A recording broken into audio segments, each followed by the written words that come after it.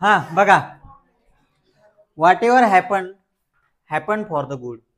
त्याच्यानंतर whatever is happening for the good and whatever will also happen for the good. म्हणजे काय, सरळ सरळ आपण म्हणत नाही का हिंदीमध्ये, जो होता है अच्छे के लिए होता है, जो हो रहा है और जो होगा.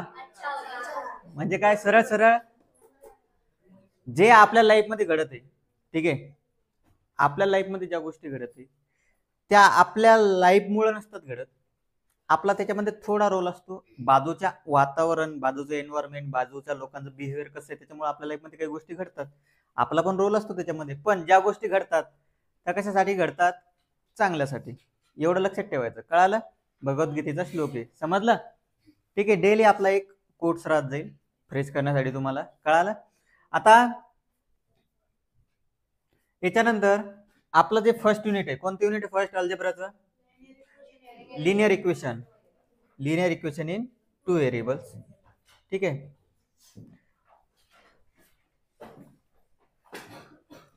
Linear equations in two variables. बघा, आता थोडेफार इंट्रोडक्शन देतो तुम्हाला याच्याबद्दल. काय linear equations in two variable? बघा, सुरुवातीला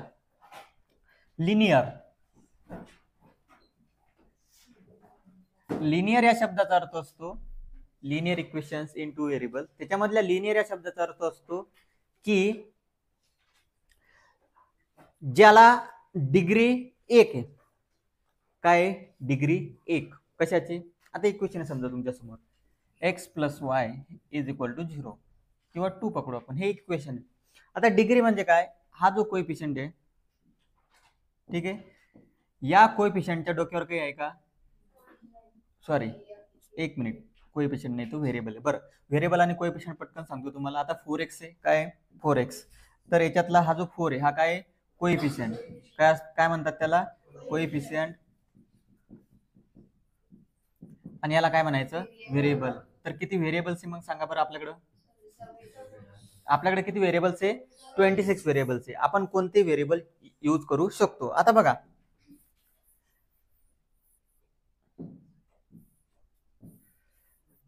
आपल्याकडे जेवढे व्हेरिएबल आहे त्याची डिग्री 1 पाहिजे. काय पाहिजे? डिग्री 1. कळालं? डिग्री काय लागेल त्याची? 1. त्याला म्हणायचं लिनियर. Linear equation. ज्या व्हेरिएबलची डिग्री 1 त्याला म्हणणार आपण लिनियर इक्वेशन. आता आपल्या चॅप्टरचं नाव काय? Linear equation in two variables. म्हणजे ज्या इक्वेशनची डिग्री 1 आणि व्हेरिएबल किती लागतील? 2.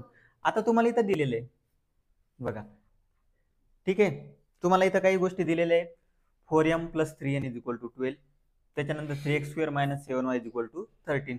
आता ह्या काही ज्या गोष्टी दिलेल्या आहेत तुम्हाला, मला सांगा याच्यापैकी लिनियर इक्वेशन कोणते कोणते? बघा, आपली कंडिशन काय आहे? कंडिशन काय असते आपली, की आपल्याला आपल्या व्हेरिएबलची पॉवर किंवा त्याची डिग्री जी म्हणतो आपण, पॉवर आणि डिग्री कोणाला समजलं नसेल तर अजून समजून घ्या.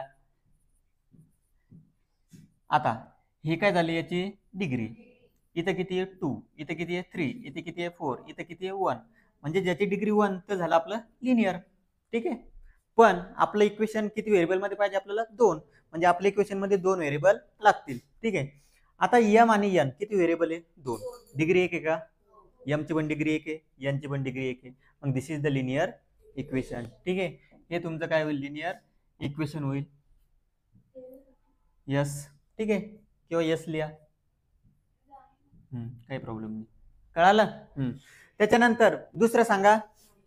का नाही? सगळ्यांचा आवाज आला पाहिजे. का नाही? डिग्री 2. नो. हे सांगा. का नाही? याच्याशी काही घेणंच नाही आपल्याला. आपल्याला कोएफिशियंटशी काही घेणं आहे का? Linear equation in two variables. Linear equation, x बघा डिग्री 1 आहे, वाय ची डिग्री 1 आहे, 2 व्हेरिएबल आहे. यस. आपल्याला कोएफिशियंटशी काही घेणं देणं नाही. आपल्याला फक्त व्हेरिएबल बघायचे. काय बघायचे? व्हेरिएबल. याचं बघा, याची डिग्री किती आहे? 1. याची पण डिग्री किती आहे? 1. हे सांगा. Yes, it is a linear equation but it is not in two variable. 2 variable नाहीये तिथे. का नाहीये? कोण सांगेल?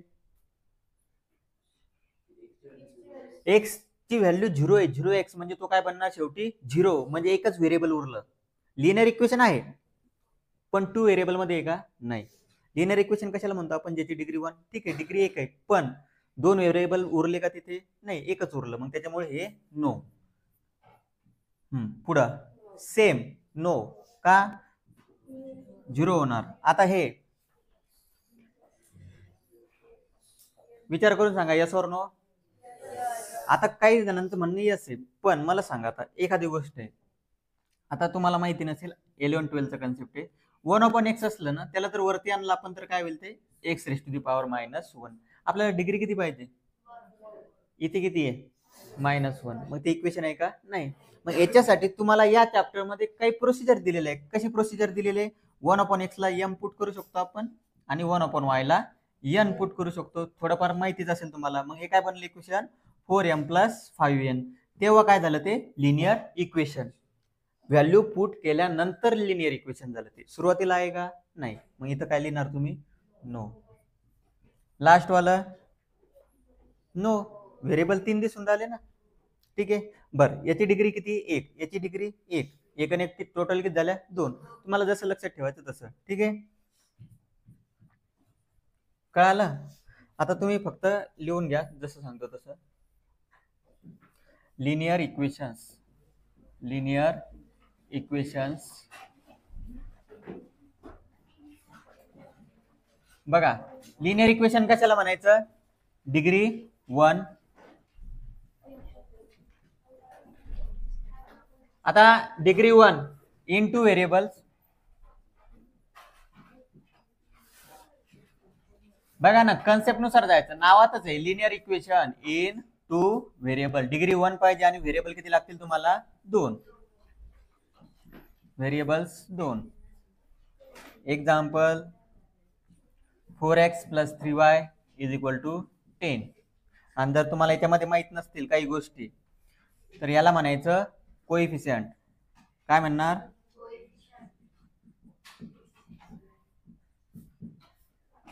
आणि हे काय तुमचं? व्हेरिएबल्स. व्हेरिएबल्स किती असतात? A to Z हे सगळे तुमचे काय? व्हेरिएबल. या A to Z पैकी आपण कोणते 2 यूज करू शकतो, ठीक आहे.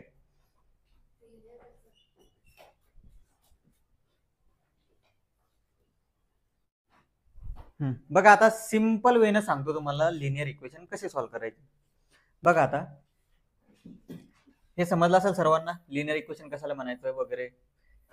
आता बघा एक इक्वेशन लिहितो मी इथे, हेच 5x - 3y = 8 आणि = 2. ठीक आहे, 2-3 इक्वेशन लिहितो, तुम्हाला फरक कळून जाईल. हे एक लिहिलं, त्याच्यानंतर परत एक इक्वेशन घेऊ आपण.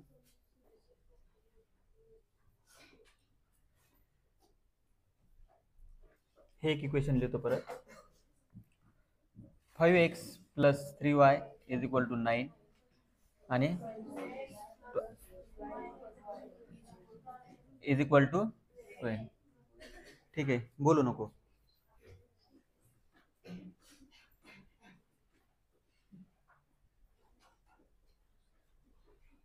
हे एक इक्वेशन लिहितो परत.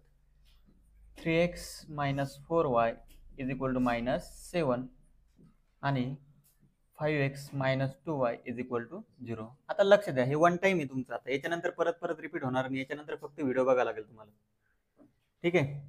आता याला साईडला ठेवा थोडं, नंतर परत ओपन करू आपण याला. बघा हे 3 इक्वेशन लिहिले मी, ठीक आहे. आता 3 इक्वेशन मध्ये तुम्हाला फरक काय दिसतो ते चेक करा. फरक काय आहे बघा. लिनियर इक्वेशन सॉल्व्ह करण्यासाठी सर्वात पहिली गोष्ट, चांगलं लक्ष द्या, सर्वात पहिली गोष्ट काय? आपल्याला कोएफिशियंट सारखे पाहिजे. कोएफिशियंट म्हणजे काय? याला काय म्हणतो आपण? याला जो जोडलेला आहे 4x, याच्यातलं कोएफिशियंट कोण आहे? 4. ठीक आहे. 3x याचा कोएफिशियंट किती आहे? 3. x याचा कोएफिशियंट 1. कळायला पाहिजे, x चा कोएफिशियंट किती असतो? 1. ठीक आहे. आता लिनियर इक्वेशन सॉल्व्ह करायचे आपल्याला, सुरुवातीला चेक करणे आपल्याला कोएफिशियंट सारखा करायचा.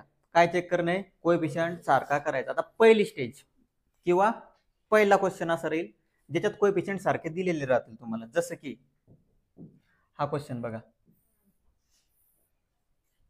म्हणजे फर्स्ट स्टेप म्हटल्यापेक्षा सर्वात इझिएस्ट क्वेश्चन जिथं कोएफिशियंट दिलेले सारखा आहे 3 आणि 3.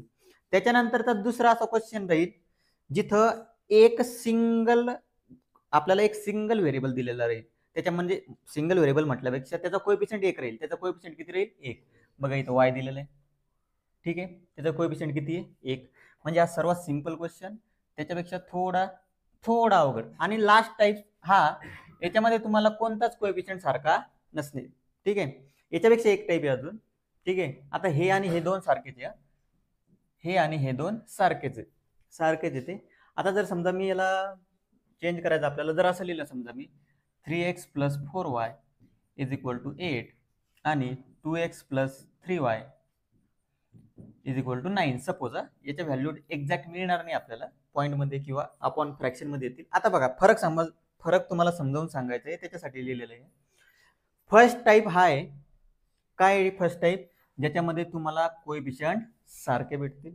सेकंड टाइप हा, हे दोन्ही सेकंड टाइप आहे. सेकंड टाइप हा की ज्याच्यामध्ये तुम्हाला एक कोएफिशियंट वेगळा दिसेल की त्याला आपण सारखं करू शकतो. याला y ला 3 बनवू शकतो ना आपण आरामशीर. या y ला 3 बनवायचंय, कितीनं गुणसाल तुम्ही? 3. आता इथं 2 आहे, या 2 ला पण 4 बनवू शकतो आपण, बरोबर. याला किती मल्टिप्लाय करसाल मग? 2. ठीक आहे. हा सेकंड टाइप. आणि थर्ड टाइप मध्ये आपण एकमेकांचे कोएफिशियंट बनवू शकत नाही. 2 ला 3 बनवू शकतो का? 3 ला 2 बनवू शकतो? नाही. 4 ला 3 बनवू शकतो? 3 ला 4 बनवू शकतो? नाही. म्हणजे लिनियर इक्वेशन सॉल्व्ह करण्यासाठी तुम्हाला 3 टाइप्स आहे. पहिला डायरेक्ट, दुसरा एकाला मल्टिप्लिकेशन, तिसरा दोघांना मल्टिप्लिकेशन. समजलं? कळालं? लिनियर इक्वेशन मध्ये याच्या बाहेरचा क्वेश्चन येणार नाही. काय? पहिला डायरेक्ट सॉल्व्ह होईल, त्याच्यानंतर दुसरा काय, कोणत्या तरी एका इक्वेशनला मल्टिप्लाय करावं लागेल, आणि तिसरा काय राहील, दोन्ही इक्वेशनला मल्टिप्लाय करावं लागेल. कंडिशन कळाल्या? आता सिंपल क्वेश्चन घेऊ आपण सुरुवातीला.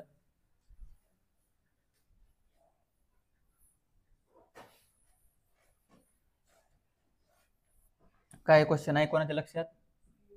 5x + 9 आणि खालचा हा +3y = 12. ठीक आहे, हा क्वेश्चन आहे. कळालं? आता हा क्वेश्चन आहे. आता सॉल्व्ह करण्यासाठी तुम्हाला काय सांगितलं मी? First sem coefficient. काय पाहिजे? सेम कोएफिशियंट पाहिजे तुमचे सेम. सॉल्व्ह करण्यासाठी तुमचे कोएफिशियंट काय लागतील? सेम नसतील तर मेक देम कॉमन. सेम नसतील का कसे बनवा त्यांना? सारखं बनवा.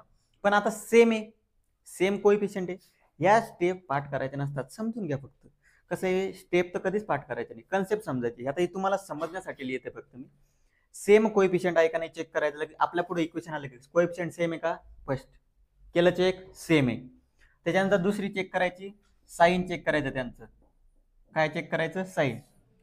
दोघांचं साइन सारखा असेल, बघा साइन चेक करायचं. साइन जर सारखा असेल तर काय करायचं? सबस्ट्रॅक्शन. आणि साइन जर डिफरंट असेल तर काय करायचं? ऍडिशन. काय हे सांगतो सगळं. बघा, साइन जर सेम असेल तर काय करायचं? सबट्रॅक्शन. आणि साइन जर डिफरंट असेल तर काय करायचं? ऍडिशन. एकदम बेसिक पासून चाललो आपण. साइन बघा कसं आहे, आपला जो फर्स्ट एक्झाम्पल राहील त्याला आपण वेळ देणार, त्याच्यानंतर आपले एक्झाम्पल फास्ट मध्ये होणार. साइन सारखा आहे, मग आपण जर याला ऍड केलं तर काय होईल? 3 आणि 3 किती होतील? 6. म्हणून म्हणतोय मी तुम्हाला, साइन सारखं असलं तर काय करावं लागते आपल्याला? सबट्रॅक्शन. आता फर्स्ट असा क्वेश्चन आला तुमच्या समोर, तुम्ही काय लिहाल? हिअर दोन इक्वेशनला 2 नंबर लिहून घ्यायचे. Equation number 1, equation number 2. ठीक आहे. आता दोन इक्वेशनला 2 नंबर दिल्यानंतर सगळ्यात पहिली गोष्ट चेक करणार आपण, कोएफिशियंट सारखे आहेत का. कंडिशन फुलफिल झाली, कोएफिशियंट सारखे आहेत. दुसरी स्टेप काय राहील? सेम कोएफिशियंट असले तर आपल्याला काय करायचंय? सबट्रॅक्शन. मग तुम्ही लिहू शकता, हा आता तुम्ही काय लिहू शकता? सबट्रॅक्टिंग, बघा सबट्रॅक्टिंग इक्वेशन 2 फ्रॉम 1. इक्वेशन 1 म्हणजे 2 ला 1 मधून सबट्रॅक्ट करा, किंवा ज्यांना लिहिता नाही आलं बघा, ज्यांना हे लिहिता नाही आलं ना त्यांनी सिंपल लिहायचं बघा, सबट्रॅक्टिंग करायचं, सॉरी आपल्याला सबट्रॅक्टिंग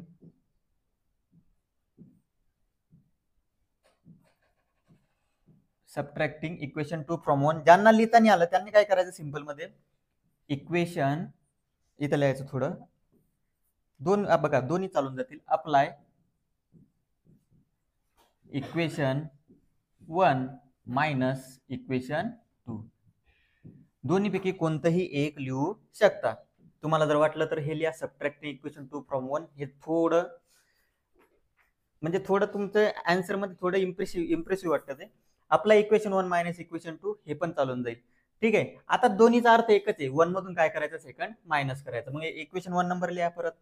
इक्वेशन 1 जर लिहिला आपण तर काय होईल, ते 5x plus 3y is equal to 9. त्याच्यानंतर 2x plus 3y is equal to 12. जेव्हाही इक्वेशन मायनस करसाल त्यांचे बदलावं लागतील आपल्याला साईन. 2x चं साईन काय प्लस, इथं काय होईल मायनस. 3x चं साईन काय प्लस, इथे काय होईल मायनस. 12 चं साईन काय प्लस, इथे काय होईल मायनस. ठीक आहे.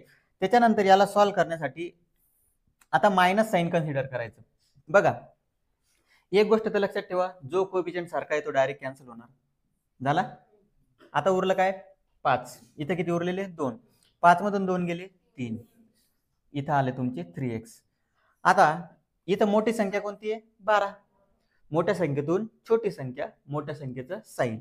12 मधून 9 गेले 3 आणि मोठ्या संख्येचं साईन मायनस. समजते ना, थोडा कन्सेप्ट आहे तो 5वी 6वीचा, पण कळायला पाहिजे तुम्हाला की मोठ्या संख्येतून छोटी संख्या वजा करावी, मोठ्या संख्येचे साईन द्यावे. एक्स बरोबर जी गोष्ट मल्टिप्लिकेशन मध्ये ती तिकडे गेल्यानंतर काय होईल डिव्हिजन. 3 3 कॅन्सल, एक्स ची किंमत आलेली आहे -1.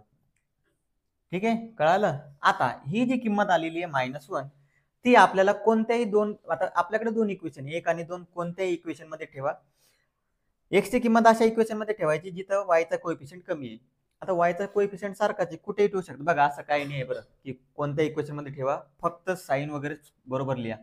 पुट कुठे -3 पाहिजे होतं, 2x - 3y = 12. बरं जाऊ द्या, आपलं आन्सर होऊन राहिलं ना, चेक करू आपण. पुट x = -1, पुट x = -1, दोन इक्वेशन आपल्याकडे.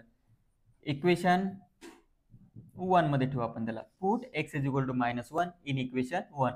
मग इक्वेशन 1 लिहून घ्या, 5x प्लस 3y = 9. ठीक आहे, कळत आहे ना.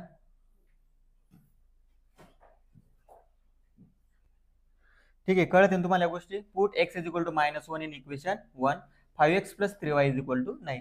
आता x ची किंमत किती ठेवायची आपल्याला, -1 प्लस 3y = 9, -5 प्लस 3y = 9. कळालं.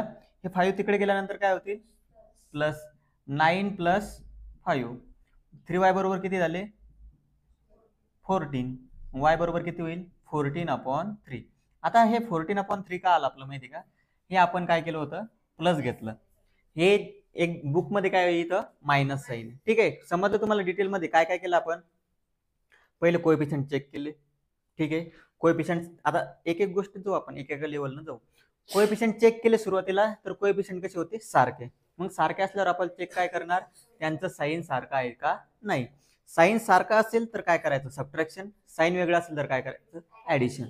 ठीक आहे, त्याच्यानंतर आपण असं सॉल्व्ह केलं. समजलं तुम्हाला, समजलं नाही. आता मी जर याला खोडून टाकलं असं, मी याला पूर्ण खोडतो याला. ठीक आहे, आणि इथं लिहितो मायनस, सोडवता येईल का, याला मायनस करतो फक्त. ठीक आहे, आता तुमचा आन्सर बरोबर येईल. बघा आता एकदा सांगतो, पद्धत सांगतो. आता कोएफिशियंट कसे सारखे 3 आणि 3च आहे, बरोबर आहे. लक्ष द्या, कोएफिशियंट सारखे 3 आणि 3, साईन कसं आहे डिफरंट. मग काय करणार तुम्ही डायरेक्ट ऍडिशन. ठीक आहे, करा ट्राय.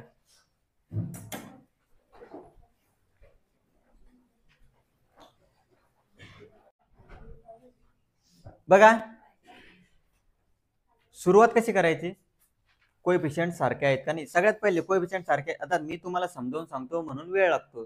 जास्तीत जास्त 1 ते 1.5 मिनिटामध्ये, 1 मिनिटातच झाला पाहिजे तसं तर. 3 आणि 3 कोएफिशियंट सारखं आहे. पहिले चेक, त्याच्यानंतर दुसरं चेक करा. साइन, साइन कसं आहे डिफरंट. डिफरंट म्हणजे तुम्हाला समजलं पाहिजे याचं प्लस आहे याचं काय आहे मायनस. साइन वेगळं असल्यावर काय करणार ऍडिशन. मग काय लिहायचं adding equation, adding equation 1 and equation 2. दोन इक्वेशन ऍड करायचे म्हणजे काय होईल 5x + 3y = 9, 2x - 3y = 12. आपण जे मागच्या वेळेस साइनचे चेंज केले होते ते करायची गरज नसते ऍडिशन मध्ये. कॅन्सल. 5 आणि 2 7, 9 आणि 12 21, x बरोबर 21/7. कितीचा भाग जाईल, x ची किंमत किती आली 3. ठीक आहे. आता ही x ची किंमत जी आलेली आहे, कधी x ची मिळेल कधी काय मिळेल y ची मिळेल. जी आलेली ती कोणत्याही एका इक्वेशन मध्ये ठेवायची. Put x = 3 in equation 1. Equation 1 मध्ये जर किंमत ठेवली तर काय होईल, इक्वेशन 1 लिहून घ्यायचं एकदा. 5x + 3y = 9. x ची किंमत किती आलेली आहे 3. मग x च्या ठिकाणी 3 + 3y = 9. 5 3 15. 3y बरोबर 9. आता मी तुम्हाला डिटेल मध्ये सांगते, तुम्ही एक एक स्टेप जरी कमी केली ना काही प्रॉब्लेम नाही. 3y = 9. बघा 15 इकडे, तिकडे गेल्यावर काय होतील मायनस. 3y बरोबर किती होतील -6. तेच कन्सेप्ट ते शिका तुम्ही 10वी ते. मोठ्या संख्येतून छोटी संख्या, मोठ्या संख्येचं साइन. मग y बरोबर किती येईल -6/3. 3 दुनी 6. म्हणजे y ची बघा y ची किंमत किती आली -2. ठीक आहे. हे आता कसं थोडंफार इकडे बघा, आता थोड्याफार गोष्टी ऍड करत चाललो आपण. इथं देअरफॉरचं साइन द्यायचं, इथं देअरफॉर, असं कुठं ना कुठं देअरफॉर देत चालायचं. ठीक आहे. हे झालं. आता याच्यानंतरच फक्त एक छोटीशी स्टेप, x, y याच्या समोर लिहायचं. x ची किंमत किती आलेली आहे 3.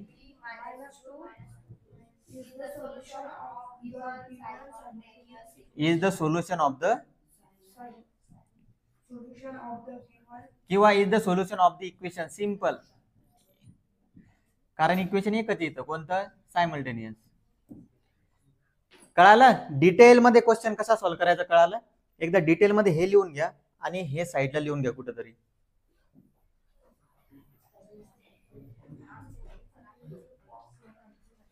हे साईडला लिहून घ्या कुठेतरी, तुम्हाला लक्षात राहील असं. ठीक आहे. आणि ज्यांचा झाला त्यांनी क्वेश्चन समोरचा, बरं एवढं तर लिहून घ्या अगोदर.